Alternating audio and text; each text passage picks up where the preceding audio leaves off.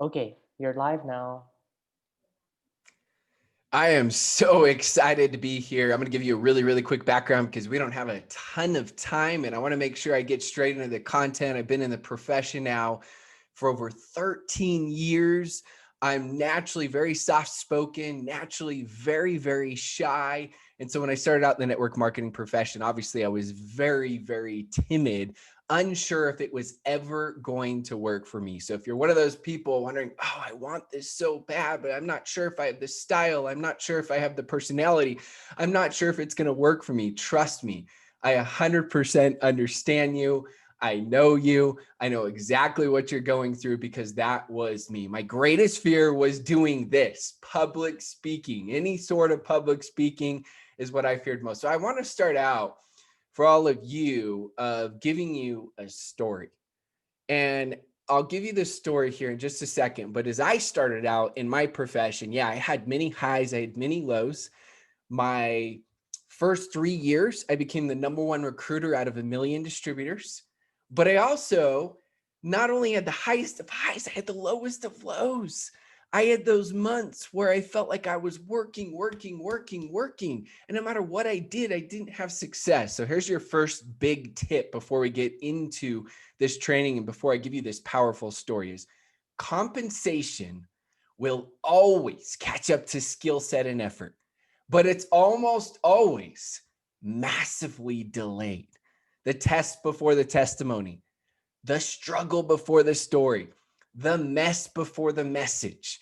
It's important to understand this concept as we go. And so I'm going to share with all of you here.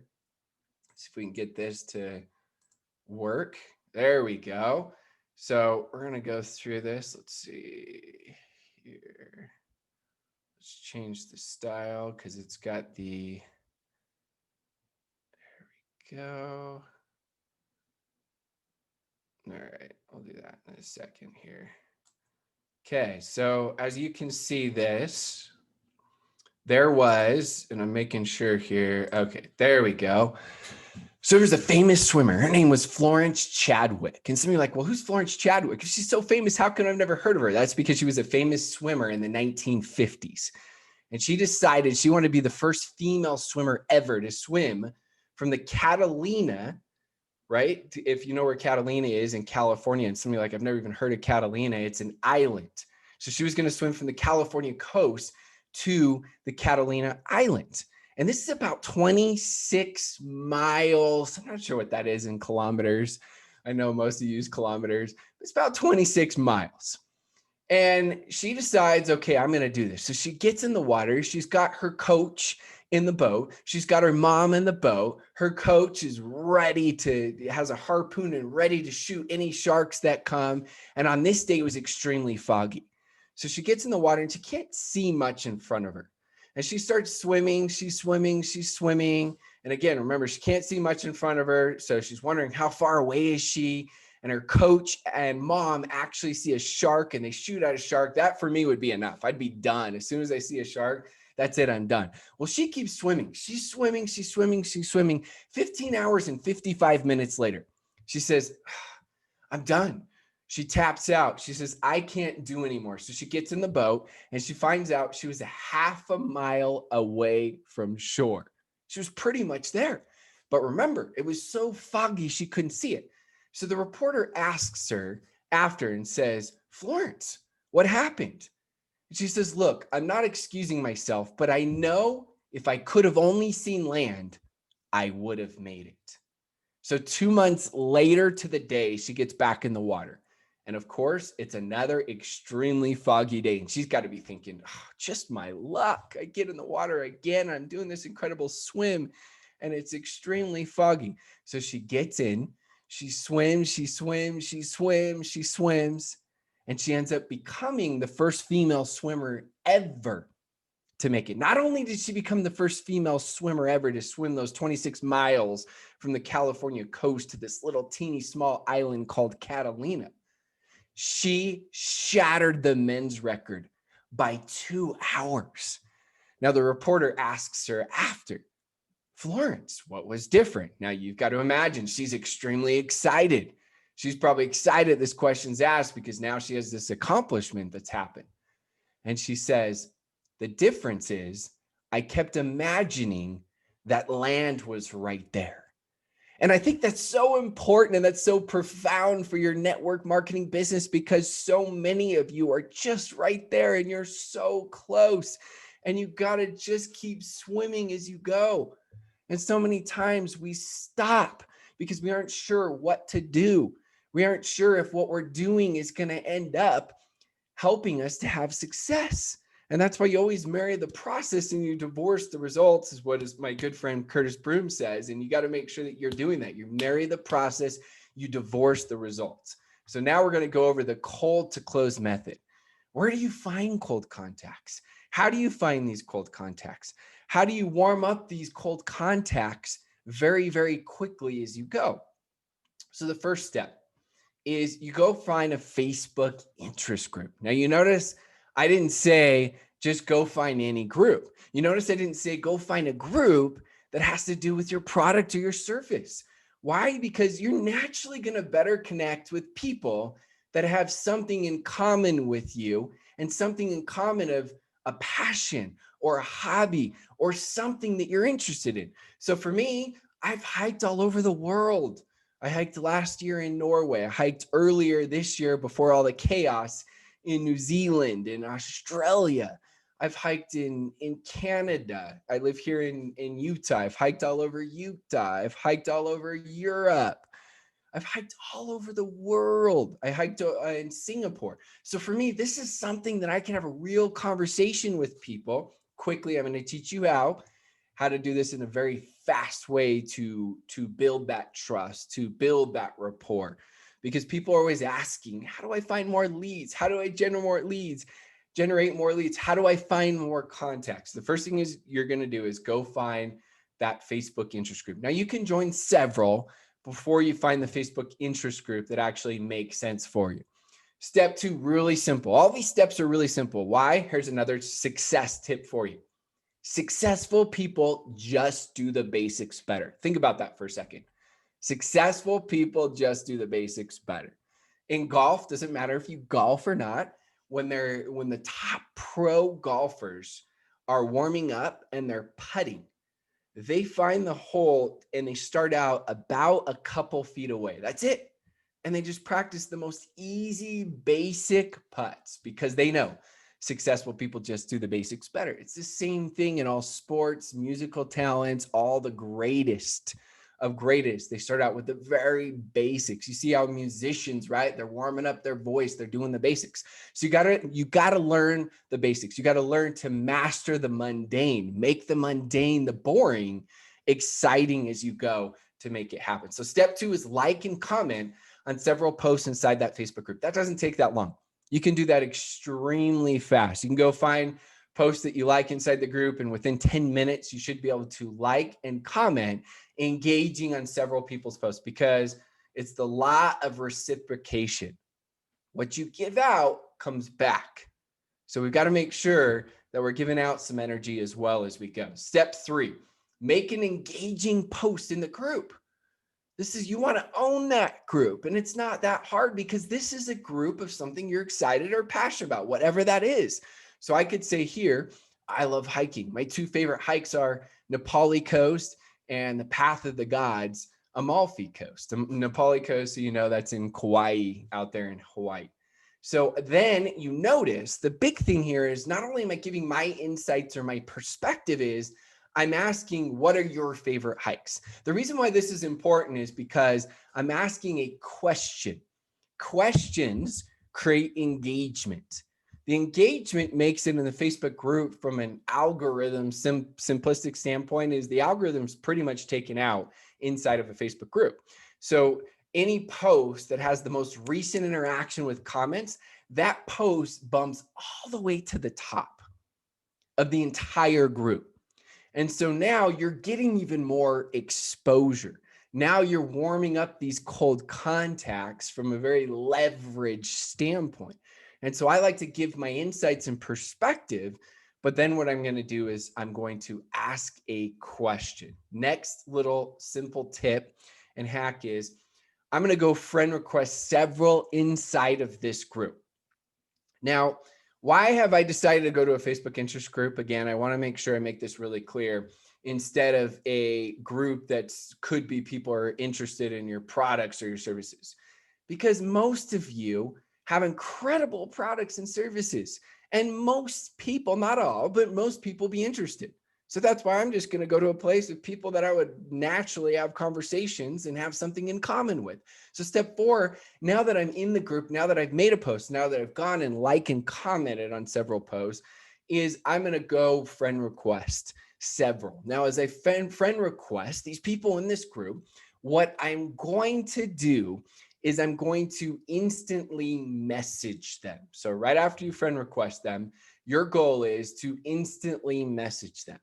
Now, the reason why I'm going to instantly message them is because you never know if they're going to accept your friend request. And yeah, sometimes it can show up in hidden folders, but most of the time they're going to see it. And now they're more likely to accept my friend request. So here's something that I could say. I could say, hey, thanks so much for commenting on that post that I made. I really appreciate it. Looks like you love hiking as well. Glad for the connection. Really super simple. That's it. And that is a genuine comment from me. That's not fake. That's not insincere, right? Because again, I'm part of a group that I actually like, with people that I actually can talk about something I'm very passionate about. So I'm always going to send that message right away when I friend request them. You can send it right before, you can send it right after, but it's right away. The next step, step 6, is I'm going to ask leading questions. Now, there's a big thing that goes around, and I know it depends on your culture, it depends on your style, it depends on your personality. I coach people all over the world. I've spoken in 20 plus countries the last 4 years. And so I've had every walk of life. I've had every single person tell me, well, I'm different or my community's different. And I found that pretty much everybody is very similar. There are some small differences, of course. So here's what I'm going to tell you. When people say, how soon should I approach someone? If you typically approach someone on the first message, not first conversation, there's a big difference. The first message, and just send them a link, most of the time that's going to be considered spam. You're not going to have very good results. Now, if you wait longer than the third conversation, I didn't say third message, third conversation, now you're overdoing it. Now it's going to slow your business down. So I don't really care if it's in the first conversation, second, or even third. All I care is that you become the bold version of you. How would you want to be approached? Because people are going to teach you and train you and say, well, approach people how they would want to be approached. Well, this is the cold to close training. You don't know how they want to be approached. And since you don't know how they would want to be approached, what's going to make you feel like the bold version of you? What's going to make you feel authentic? If you're one of those people that you can't stand when someone approaches you in the first conversation, you probably shouldn't do that because you're not going to feel like the bold version of you. If you're one of those people that can't stand when someone doesn't approach you in the first conversation, well, you're not going to feel like the bold version of you if you wait. And so you figure out what that is and you're going to double down. Now, step 6 is what I do is I ask leading questions in those conversations. So just example sake, I never mention any companies. I'm a 100% generic coach, trainer, speaker. I'm not part of any company anymore. I retired from building. So don't worry, I always keep it generic. But leading questions. So example could be is, which supplements do you take to keep you fit for hiking? You see how this is a genuine question that works with the products that maybe, this is an example, that maybe my specific company has or your company has, right? And it relates to hiking. And so you find ways, that's the principle. You got to figure out what words work best with you. And you can test it as well. You can try a couple different scripts that you come up with and see which ones work the best. So now typically what happens if you ask a leading question, typically they're going to ask you back questions, say, well, I take this and this and this. What about you? Which leads right into the ask. Now, if they don't, we'll talk about that here in a second, but this typically leads into the ask. So now what you're going to do is very simply invite them, whether it's you're using here we go. It's not working. Let's see if we get it again. We'll try it there. All right, step 7 now. Hopefully you can see it. So we go back here, see if that works. If that's working, great. I got the moderators. If not, I'm going to keep talking. If you can see the PowerPoint, great. If you can't see the PowerPoint, that's okay. You're going to get the gist of what I'm talking about anyways. We got the good stuff going. So step 6, leading questions. We already went over that. Which supplements do you take to keep you fit? If you can see the PowerPoint, awesome. If we're having technical difficulties and you can't see it, that's okay. Step 7 is you ask them, you invite them. Now you got to be direct, because the number one income producing activity is you need to ask people to look at your products or business. Too many people in network marketing, what they do is, I call it fake work. And trust me, I'm not being rude to you, because we all do fake work. It's just the top leaders, they do less fake work. What's fake work? It's they make the plan for the plan of the plan of the plan. They do the training for the training of the training of the training. And you're upline, your leader says, oh, how hard you work this week. And what do you say? Oh, I worked so hard. And your leader says, well, what did you do? Oh, I watched, 12 Facebook Lives, and I read 7 books this week, and I watched 12 trainings, and I studied the 72, I'm exaggerating, the 72 ways our compensation plan pays. Oh, great. How many new people did you talk to? Oh, attraction marketing. I thought about a couple people, so it's going to work. Look, we know the number one income producing activity is asking. So you've got to make sure that you ask. This is the most important step. Everything else I taught you is very simple, very quick, and we got to get to this, and this is the focus. Now you got to figure out what the ask is. If you ask leading questions to them before and they don't ask you which supplements you take, or using as an example, or maybe use it as a business, you ask them, hey, what do you do to make money? And they don't ask you, then at some point, step 7 still is right here, where you still have to just ask. So now you utilize the tool, whatever that tool is. The tool could be your Facebook group. Maybe that's what your team uses. Maybe it's a Zoom, maybe it's a video. Whatever it is, whatever your team or company is using for the invite, that's what you're going to use, because your goal is, you don't want to be the expert, right? You want to connect them with the tool, which is the expert. Step 8, the fortune is in the follow-ups. You notice how I said the fortune is in the follow-ups, not follow-up. My good friend Fraser Brooks, he always says that. I always want to give him credit, because too many times people think it's just one follow-up. It's not, it's multiple follow-ups. It's like anything and everything in life. And so when we follow up, different things that we do are third-party validations. What are third-party validations? Well, that's just hearing another voice. Let me teach you the power of third-party validations, because I said successful people just do the basics better. But also, I think many times people don't think third-party validations are as important as they really are. And the best example I can give you is you go to your doctor, and your doctor says, take product X, Y, and Z. And then you go to your 2 best friends in the world, and your 2 best friends in the world say, oh, that product is awful. I've tried it. It doesn't work. I can't stand it. It didn't help me. Who are you listening to? You're listening to your 2 best friends over the world-renowned doctor. That is the power of third-party validations.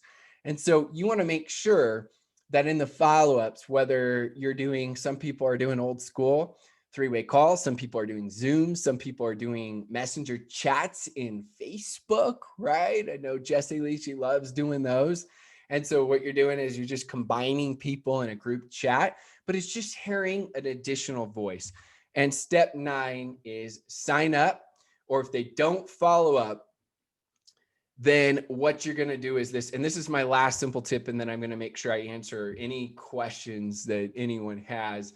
But sign up, or if they don't, what you want to do is you follow up non-business related in a few weeks. So basically at this point, right, you're asking, you follow up, you follow up, you follow up, you follow up, and either they sign up or at some point they say, you know what, this isn't for me. Well, if it isn't for me, this is where people make the huge mistake. They just move on.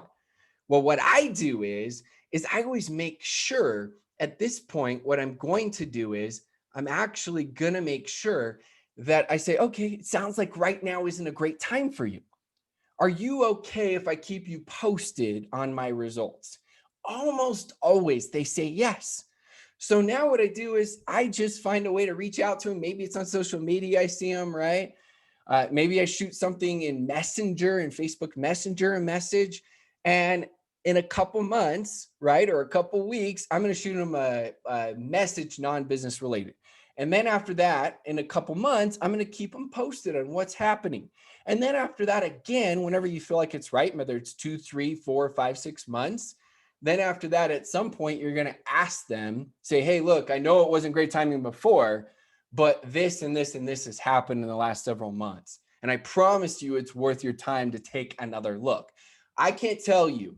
I think this is one of the top reasons why I became the #1 recruiter out of 1 million distributors, is because I call it recycling contacts. And when they said no, they weren't off my list. I kept in contact with them, and it didn't take very long. That's it. And so I could reapproach these people. Imagine if you did that over the course of years, you never, ever, ever run out of contacts when you follow that. So I just want to thank, and I know I'm going to answer questions here. I just think this is such an incredible event. It's such a well-known event.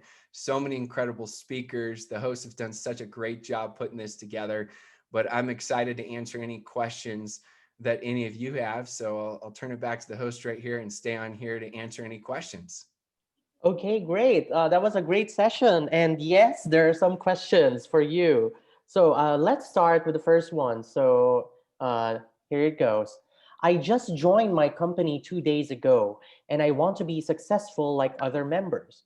But my position is different. I have debts to pay and a family to feed. How can I do all that in my business? What's your advice to balance and still do my business? Yeah, that's a really good question. And most people, the first thing I would say is I believe, there's no set statistic that I've seen, but it's about 95% is what I believe of network marketers are actually doing this part-time. So the first thing is understand that. The second thing is understand that you've got to use your excuse as your reason for having success, right? So you're busy, I get it. But at the same time, now what this needs to do is this needs to get you laser focused because you don't have very much time. What did I say earlier in the training? The #1 income producing activity is talking to brand new people.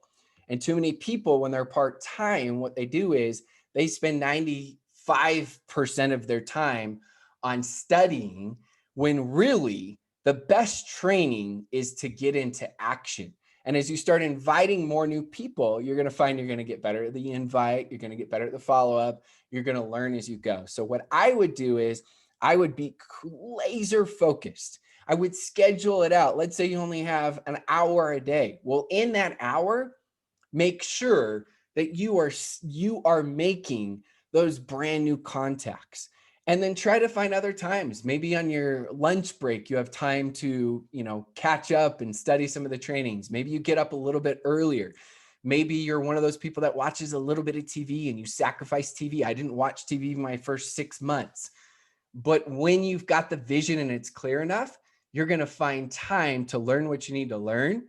And then you're going to make sure you stay focused on the top income producing activity, and then make sure you schedule it in your day. Because if it's not scheduled, it's not going to happen. So I'd schedule, say, okay, I have time between family and work from 7 to 8 p.m., just an example. And this is when I'm going to be laser focused. No one interrupts me. I've talked to the family. I love you, family. I'm doing this for you. So please do not interrupt me during this time. And that's when you eliminate all distractions. If you don't need your email, close out your email, right? If you're not using Facebook, close out Facebook. If you are, great, have it open. If you don't need your phone, close your phone. So that's my advice on that first question. All right, great. And then another question here from another user. Um, he's asking, do I take time reading and learning the business, or should I do it along while still doing the business? What is your advice? 100% do it along. What happens is people, it's called analyze, paralyze. And they end up just keep creating this plan in their minds. And I found that most people that focus just on the learning, number one, they don't learn as much because they didn't take action. And number two, they're unlikely to take action. And so for you, you want to understand that the best way to learn is to take action. Think of anything, your favorite sport, whether it's It's football. We call it soccer here, right?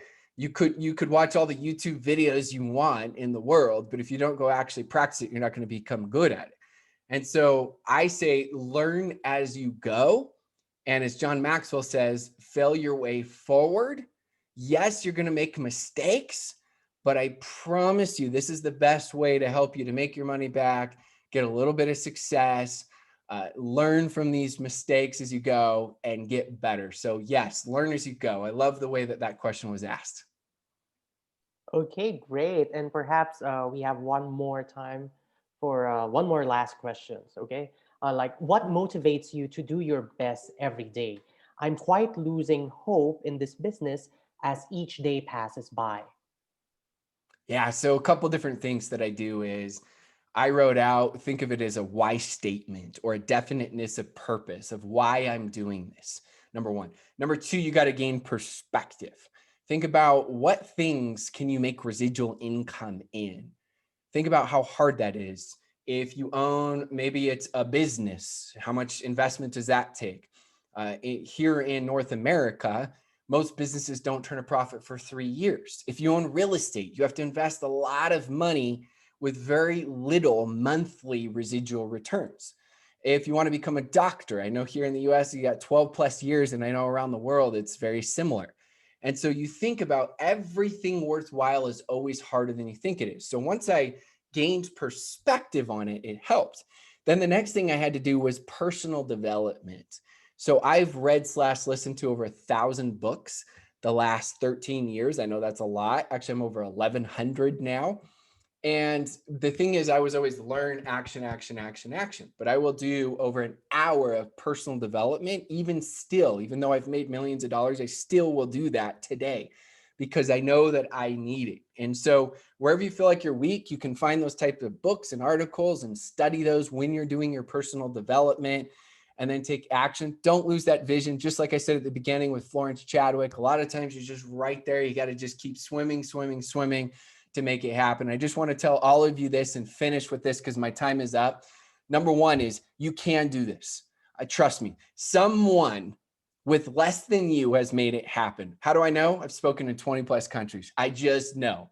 And the second thing is I can tell you it's 100% worth it. It's not going to be easy. Nothing worthwhile is easy, but it's 100% worth it. So keep plugging away, keep plugging into incredible events like these, because I promise you, it is so worth it. Thank you so much for having me on. Okay, thank you so much, Mr. Robs Perry, and we do hope to get you again in the next Asian Networkers Convention and Expo. Absolutely. I would be so, so honored. There are only a few organizations that I wake up at 5 a.m. for, and you guys are one of them. Oh, thank you so much for that. And we do hope that you enjoy the rest of the day.